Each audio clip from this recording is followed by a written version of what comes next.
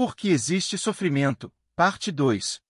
Satanás havia sido tão honrado, e todos os seus atos eram tão misteriosos, que era difícil aos anjos desvendar a verdadeira natureza de suas ações.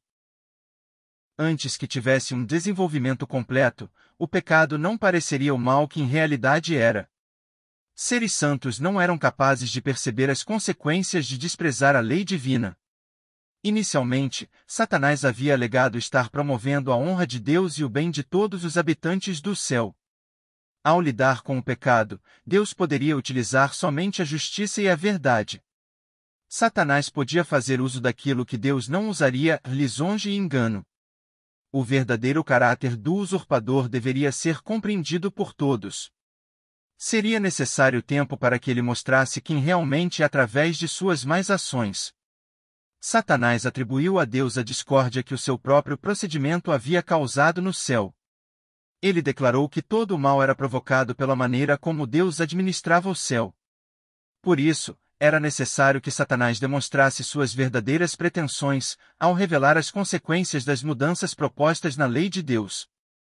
Suas próprias ações deveriam condená-lo. Todo o universo deveria ver o enganador desmascarado. Mesmo quando foi decidido que Satanás não poderia mais permanecer no céu, a sabedoria infinita não o destruiu.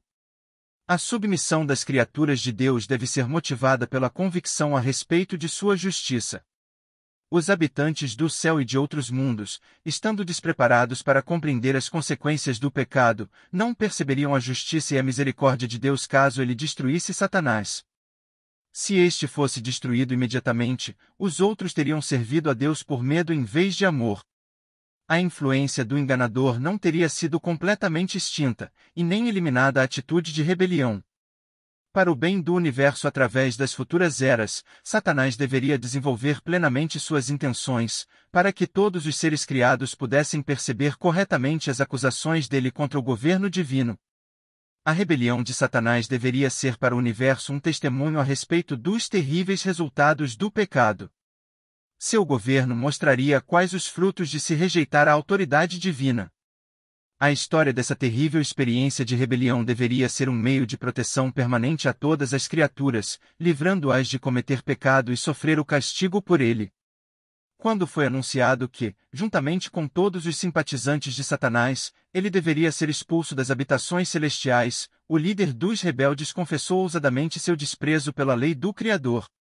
Denunciou os estatutos divinos como restrição à sua liberdade e declarou que seu objetivo era conseguir a abolição dessa lei. Livres dessa restrição, os anjos poderiam alcançar condição de existência mais elevada. Satanás e suas hostes lançaram a culpa de sua rebelião sobre Cristo. Afirmaram que, se não houvessem sido censurados, não teriam se rebelado. Eram obstinados e arrogantes, ao mesmo tempo que, blasfemando, pretendiam ser vítimas inocentes do poder opressor. Em resultado disso, o grande rebelde e seus seguidores foram banidos do céu. A atitude de Satanás ainda inspira a rebelião na terra, entre os desobedientes. Assim como ele, muitos pretendem que os seres humanos alcançam liberdade ao transgredir a lei de Deus. A reprovação ao pecado ainda desperta ódio. Satanás leva as pessoas a justificar-se e a procurar o apoio de outros em seu pecado. Em vez de corrigirem seus erros, indignam-se contra aquele que aponta os erros, como se fosse ele a causa do problema. Assim como, no céu, Satanás representou de maneira distorcida o caráter de Deus, fazendo com que ele fosse considerado severo e tirano, Satanás induziu a humanidade a pecar. Declarou que as injustas restrições de Deus haviam levado o ser humano à queda, assim como determinaram sua própria rebelião. Banindo Satanás do céu, Deus demonstrou sua justiça e honra. Entretanto, quando o ser humano pecou, Deus ofereceu uma prova de amor, entregando seu Filho para morrer pela raça pecadora. Em Cristo, o caráter de Deus é revelado. O poderoso argumento da cruz demonstrou que o governo de Deus não era a causa do pecado. Durante a vida terrestre do Salvador, o grande enganador foi desmascarado.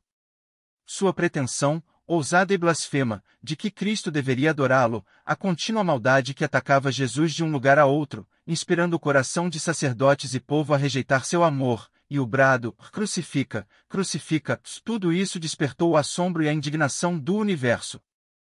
O príncipe do mal exerceu todo o seu poder e engano para destruir Jesus. Satanás utilizou os seres humanos como seus agentes, a fim de encher de sofrimento e tristeza a vida do Salvador. Os fogos da inveja e maldade, ódio e vingança, irromperam na cruz contra o Filho de Deus. Na cruz, a culpa de Satanás foi claramente apresentada. Ele revelou seu verdadeiro caráter. Suas mentirosas acusações contra o caráter de Deus apareceram como realmente são. Ele havia acusado a Deus de exaltar a si mesmo ao requerer obediência de suas criaturas, e declarara que, embora o Criador exigisse a abnegação de todos os outros, ele próprio não a praticava e não fazia sacrifício algum. Na morte de Cristo, foi visto que o governante do universo havia realizado o máximo sacrifício que o amor poderia efetuar, pois Deus em Cristo estava reconciliando consigo o mundo. Cristo, a fim de destruir o pecado, humilhou-se e foi obediente até a morte. Todo o céu viu a justiça de Deus revelada. Lúcifer havia declarado que a raça pecadora estava além da possibilidade de salvação. Mas a penalidade da lei recaiu sobre Jesus, que era igual a Deus, permitindo ao ser humano aceitar a salvação e, através de arrependimento e humildade, triunfar sobre o poder de Satanás. Mas não foi meramente para salvar o ser humano que Cristo veio à Terra e aqui morreu. Ele veio para demonstrar a todos os mundos que a lei de Deus é imutável. A morte de Cristo prova que ela não pode ser modificada e demonstra que a justiça e a misericórdia são o fundamento do governo de Deus. Na execução final do juízo, será visto que não existe motivo para o pecado. Quando o juiz de toda a terra perguntar a Satanás, por que você se rebelou contra mim, o originador do mal não poderá apresentar resposta alguma. No grito agonizante do Salvador na cruz, está consumado. Soou a sentença de morte de Satanás. O grande conflito foi resolvido naquele momento, a eliminação definitiva do mal se tornou certa. Vem o dia, ardente como uma fornalha. Todos os arrogantes e todos os malfeitores serão como palha, e aquele dia, que está chegando, ateará fogo neles, diz o Senhor dos Exércitos. Não sobrará raiz ou galho algum. O mal jamais se manifestará outra vez. A lei de Deus será honrada como a lei da liberdade. Criaturas provadas nunca mais se desviarão da fidelidade àquele cujo caráter foi manifestado como expressão de amor ilimitado e infinita sabedoria.